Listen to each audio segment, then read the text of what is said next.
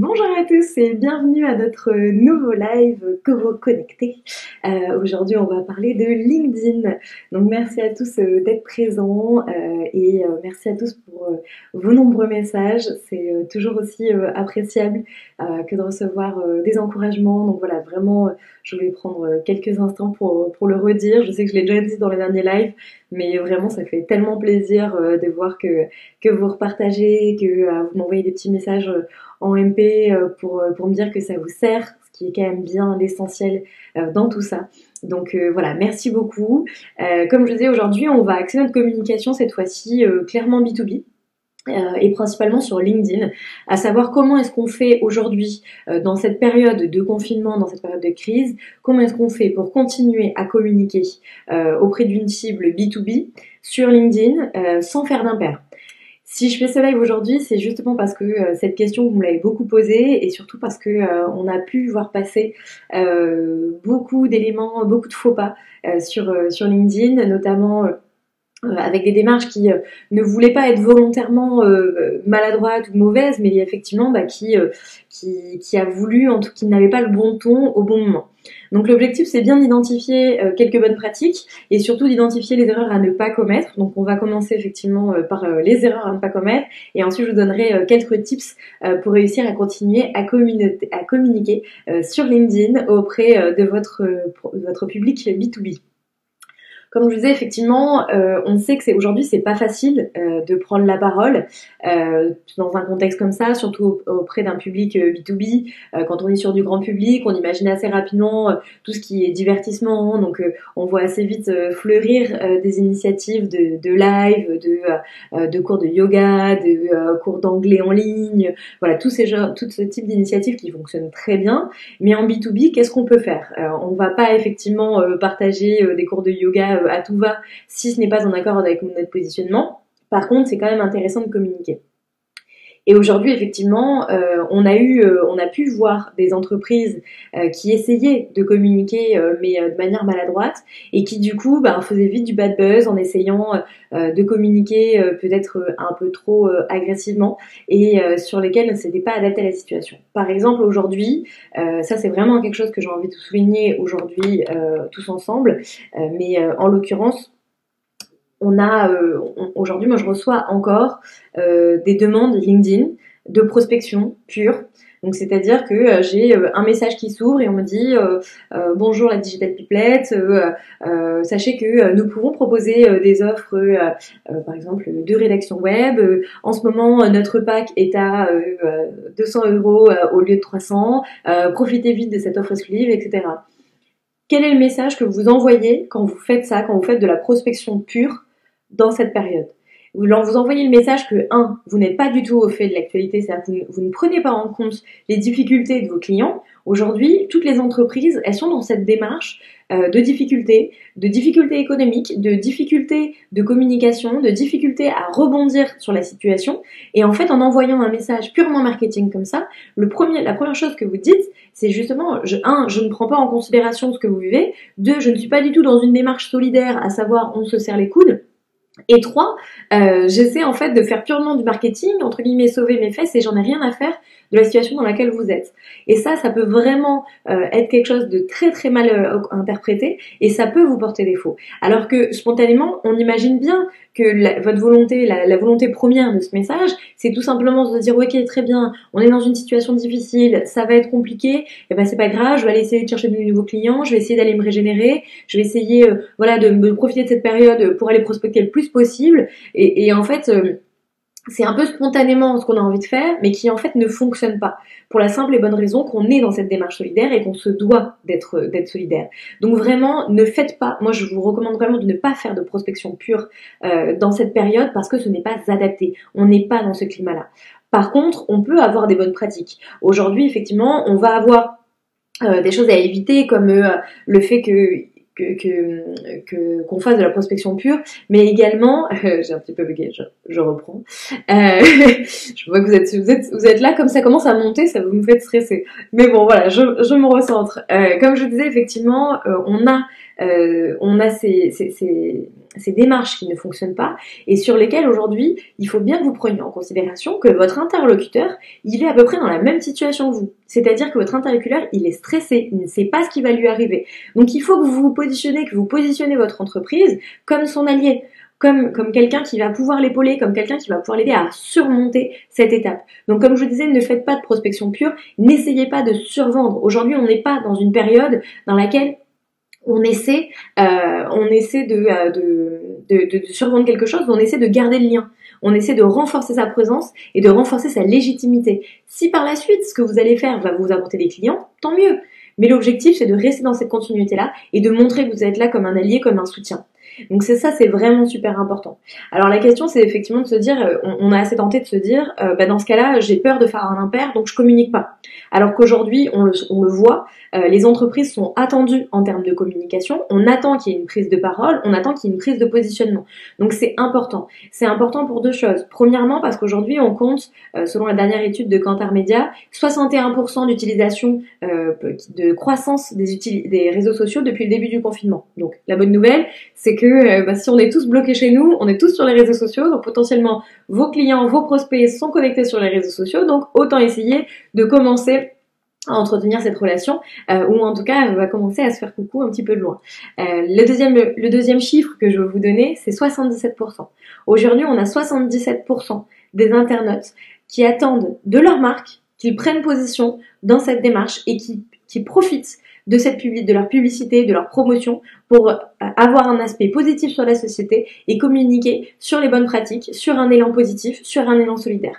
Donc on vous attend effectivement entre guillemets au tournant par rapport à cette prise de parole là. Et il faut que vous communiquiez. Aujourd'hui, effectivement, on va voir. Donc, je vais vous identifier 4 bonnes pratiques à pouvoir appliquer pour que vous puissiez mieux communiquer sur les réseaux sociaux, en tout cas sur LinkedIn, en cette période. Et la première que j'ai envie de vous donner, c'est de communiquer sur l'adaptabilité de votre entreprise. Qu'est-ce que ça veut dire? Ça veut dire qu'aujourd'hui, on attend de vous, en tant qu'entreprise, que vous nous montrez que vous êtes capable de travailler à distance, que vous êtes toujours connecté, que vous êtes toujours fédéré, que votre équipe est là. On attend de vous que vous nous prouviez effectivement que vous êtes disponible, mais également que vous aussi, vous vivez ce rythme-là. Encore une fois, n'oubliez pas, on est sur les réseaux sociaux dans une démarche de reflet, de proximité, d'effet miroir, et sur lequel aujourd'hui, ce qu'on vient chercher, c'est de voir finalement si l'entreprise, si la marque qui est en face de moi me ressemble, j'ai plus de chances finalement d'adhérer à sa philosophie et d'avoir de la proximité. Donc il faut que vous montriez que vous aussi, votre quotidien, qu'en est-il, où est-ce que vous êtes, et vous arriverez à montrer que vous êtes toujours présent, toujours actif, et de 2, à renforcer votre proximité en montrant que vous aussi, vous vivez ce quotidien en toute humilité, en toute transparence. Alors, j'ai eu pas mal de questions là-dessus où on me disait, bah oui, mais moi, mon bureau chez moi, il est pas instagrammable, c'est pas joli, voilà, ça fait pas très pro, etc. C'est pas grave, vraiment, c'est pas grave. Sachez une chose, c'est que l'important, c'est l'humilité et la transparence. Donc vraiment, assumez-le. Assumez de dire, bon ben voilà, je partage d'une réunion non instagrammable ou on fait avec les moyens du bord. C'est pas grave, on est tous dans le même bateau. Et plus vous allez avoir cette transparence et cette humilité-là, plus vous allez renforcer la proximité avec votre prospect et avec vos clients actuels. Donc voilà, n'hésitez pas à le faire. Également, sur cette étude de Kantar Media, on comptait 78% des internautes et des consommateurs qui attendaient des entreprises qui montrent qu'ils prennent soin de leurs salariés. Donc montrer que les conditions de travail sont bonnes pour vos salariés, montrer qu'il y a une bonne atmosphère, que vous continuez à faire des réunions, que vous êtes toujours présent. C'est important de montrer finalement que l'entreprise prend en considération le bien-être de ses salariés. Comme vous le savez, aujourd'hui, on est dans une période qui est assez charnière. Ces questions de bien-être au travail, elles datent pas d'hier. Par contre, après le confinement, elles vont exploser. Et aujourd'hui, plus que jamais, on attend de ces entreprises qu'elles valorisent ce bien-être au travail et qu'elles se justifient, entre guillemets, des prises de position qu'elle a envers ses salariés. Donc vraiment, premier conseil que je peux vous donner, communiquez sur votre quotidien, communiquez sur votre façon de travailler, communiquez sur les difficultés que vous rencontrez, sur le fait de devoir s'adapter. Ce n'est pas inné, tout le monde n'est pas arrivé comme pro du télétravail à surmonter ces étapes-là. Donc partagez-le et partagez ces difficultés, vous verrez que vous n'aurez que plus de proximité et d'intimité avec vos clients et prospects. Donc n'hésitez pas. Ensuite, on va avoir effectivement un deuxième conseil que je peux vous donner, c'est d'aller jouer la carte de la solidarité. La carte de la solidarité, qu'est-ce que c'est? C'est de montrer finalement à votre échelle qu'est-ce que vous faites pour contribuer à la société. Ça également, c'est une grosse attente de la part des consommateurs et de vos clients actuels, c'est de montrer comment est-ce que vous, en tant que responsabilité d'entreprise, vous pouvez interagir. Alors, on est d'accord, tout le monde n'a pas la capacité au sein de son entreprise de créer des masques, tout le monde n'a pas la possibilité d'aller livrer des repas chauds aux soignants. Non, c'est le cas, on ne peut pas tous faire ça. Par contre, vous avez la possibilité de créer du contenu qui va aller à la fois aider vos prospects et à la fois finalement relayer des informations positives. Donc premièrement, vous avez la possibilité effectivement de relayer des actualités qui sont en lien avec la période actuelle, avec le confinement, avec l'équipe de santé et d'apporter votre soutien, donc de communiquer en disant que votre entreprise, votre marque soutient toutes les équipes soignantes et les entreprises qui se battent pour que on saute de cette période. Deuxièmement, vous allez pouvoir également relayer des bonnes initiatives. Donc, comme je vous disais, on ne peut pas tous avoir un rôle majeur en première ligne. Par contre, on peut se positionner en tant qu'entreprise et, par exemple, relayer l'initiative de Decathlon et de cette start-up qui a décidé de détourner les masques de plongée classiques de snorkeling de Decathlon pour en faire des respiratoires. Aujourd'hui, quand vous partagez des informations comme ça, vous vous positionnez comme une marque solidaire, vous vous positionnez comme attentif à l'actualité et vous voulez louer les bonnes initiatives. Donc ça c'est important et c'est vraiment ce qui va vous permettre également de mettre plus d'authenticité dans vos communications et dans votre prise de parole. N'oubliez pas une chose, c'est que votre entreprise elle doit être incarnée. Votre entreprise elle doit transpirer des valeurs humaines et donc du coup elle doit vivre cette situation. Et quand vous partagez du contenu comme ça, vous humanisez votre marque et votre entreprise et vous lui donnez de la valeur, vous lui donnez de l'histoire, vous lui donnez de l'engagement, vous lui donnez de la relation avec ses clients. Donc c'est vraiment très important. Ce que vous allez pouvoir faire également, c'est créer du contenu qui vienne soulager finalement votre communauté. Imaginons effectivement, donc encore une fois, vous êtes sur une communauté B2B, votre cible est le dirigeant. Aujourd'hui, dans votre domaine d'activité, il faut que vous arriviez à identifier quelles sont les difficultés du chef d'entreprise par rapport à votre domaine d'activité, quelles sont les difficultés qu'il va rencontrer, comment est-ce que vous pouvez interagir avec et quelle est la solution que vous pouvez lui proposer. Et quand je parle de solution, je parle de solutions gratuites. Parce que plus vous allez être dans le solidaire, dans le gratuit, dans le partage d'informations, dans l'accessibilité, et plus vous allez renforcer votre communauté, et plus vous allez gagner en légitimité et en crédit. Et ça vraiment, j'insiste, c'est la base des réseaux sociaux. Sur les réseaux sociaux, il faut être généreux. Et pour être généreux, il faut savoir donner. Voilà, on vous dit pas de dévoiler toute votre stratégie commerciale ou tout votre contenu de prestation, bien évidemment, mais il faut savoir donner pour recevoir, et encore plus dans cette période.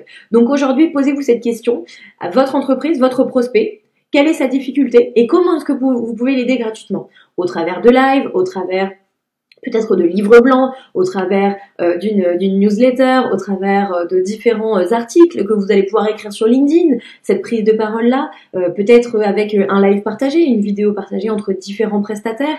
Je pense notamment, par exemple, si vous êtes un prestataire dans le digital, pourquoi pas faire une vidéo partagée entre une communication SEO, entre une communication social media, une communication mailing, une communication développement de site, peu importe, mais en tout cas, associez-vous, ancrez-vous dans cette démarche solidaire et entourez-vous de personnes qui peuvent être de prestataires, de marques qui peuvent porter les valeurs avec vous et montrer que vous êtes dans une démarche solidaire. Le troisième tip que je vais pouvoir vous donner, c'est de faire de votre contenu une solution.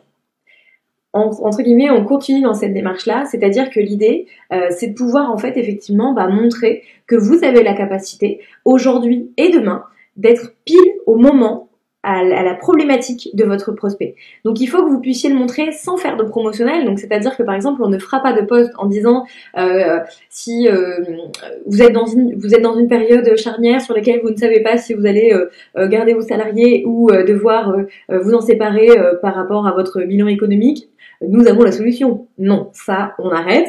Par contre, c'est peut-être communiquer sur un article en disant voilà les 3 difficultés actuelles du dirigeant par rapport à sa structure et au challenge économique auquel il fait face, et vous comment est-ce que vous allez communiquer, comment est-ce que vous allez faire. Faites de l'appel à témoignages pour montrer que que vous les soutenez, vous êtes une solution en termes de solidarité. Par exemple, vous pourriez très bien, si vous êtes un acteur de l'événementiel et que vous accueillez différents prestataires, eh bien vous pouvez vous positionner en leur proposant par exemple eh bien de faire une vidéo sur eux, sur leur situation, et vous pourriez très bien eh bien communiquer en disant voilà, nous on a envie d'être solidaires et on a décidé que toutes les personnes qui interviennent sur notre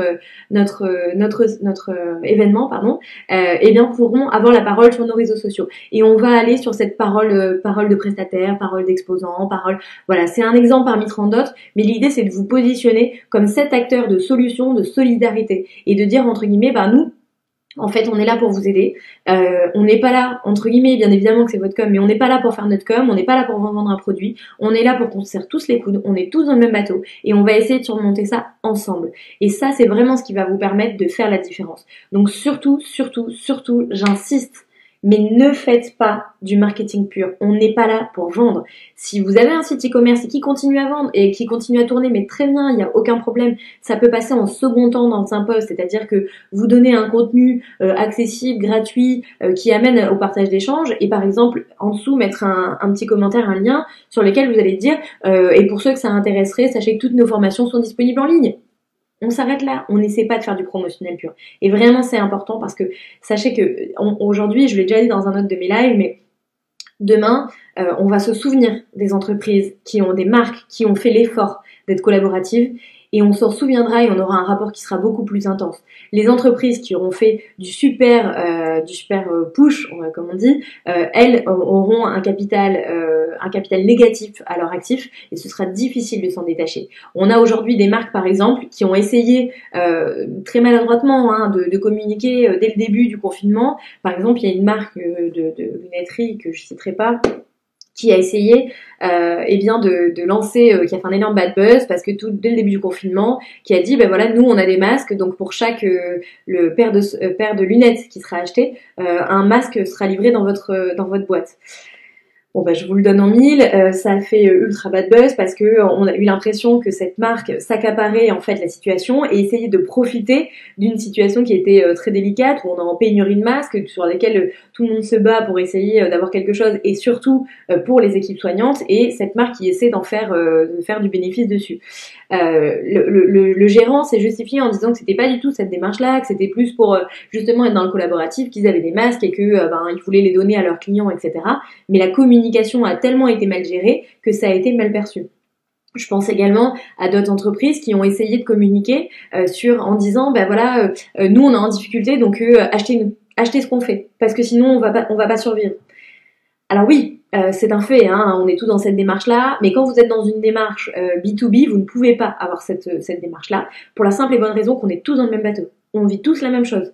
Donc entre guillemets, si je le résume de manière pas très poétique, c'est de dire on est tous là pour sauver nos fesses. Mais par contre, si on est tous et on pense tous qu'à nous, on n'arrivera jamais à s'en sortir. Donc on vous demande de la solidarité, il faut être solidaire et il ne faut pas penser qu'à vous, il faut penser à tout cet écosystème. Et en fait, finalement, c'est une opportunité. Et je pèse mes mots quand je dis ça, c'est une opportunité pour votre ligne éditoriale. Pourquoi ? Parce qu'en fait, ça, normalement, c'est la base des réseaux sociaux. C'est la base des réseaux sociaux, que ce soit en B2B ou en B2C. Donc finalement, c'est peut-être l'occasion pour vous, pour votre marque, de vous repositionner en ce sens. Voilà, est-ce que je vous ai tout dit ? Moi je réfléchis. Ah oui, non, et j'ai un dernier tips à vous donner également. Finalement, c'est de communiquer sur votre secteur, de positionner votre entreprise sur votre secteur. C'est-à-dire que vous avez la possibilité de relayer des actus sur votre secteur et de donner votre avis d'expert. Imaginons par exemple que vous êtes dans l'immobilier d'entreprise, dans le secteur effectivement du tertiaire, vous allez pouvoir relayer des infos sur l'évolution de l'immobilier d'entreprise dans cette période de crise et apporter votre regard. Voilà, tout simplement. C'est aussi une opportunité finalement pour dynamiser votre ligne éditoriale et montrer que vous êtes cet expert, que vous n'essayez pas d'être dans la vente pure, mais juste que vous continuez à donner cette info. Pourquoi est-ce que c'est intéressant ? Parce que finalement, on est tous pareils, évidemment qu'on vit avec ce moment, on peut pas passer à côté, on est au cœur de l'information, mais de temps en temps on a aussi besoin de décrocher, voilà, parce que sinon si on c'est comme si quand on se met devant la télé et que on regarde que des news, au bout d'un moment on n'en peut plus et on a besoin d'avoir un autre appel d'air, un autre bol d'air frais et pour le coup vous avez aussi la possibilité de positionner votre entreprise là-dessus en partageant des infos et en donnant votre avis par rapport à ça. Voilà pour les 4 tips que je peux vous donner. N'hésitez pas à me mettre en commentaire si vous avez rencontré des problématiques, si vous avez des questions. On est là pour ça. Ces lives, ils sont là pour vous aider. C'est pour ça qu'on en fait 2 par semaine au cœur de l'agence. C'est moi qui les anime, mais en tout cas voilà, on les réfléchit ensemble. Donc n'hésitez pas. Si ce live peut vous aider ou aider les autres, partagez-le autour de vous. En tout cas, nous, on se fera un plaisir de répondre à vos questions parce que c'est notre petite contribution à notre échelle. Voilà, en attendant, je vous donne rendez-vous mardi à 11h30 pour notre prochain live. Et en attendant, je vous embrasse et puis je vous souhaite une bonne journée et puis prenez soin de vous et de vos communautés. À très vite.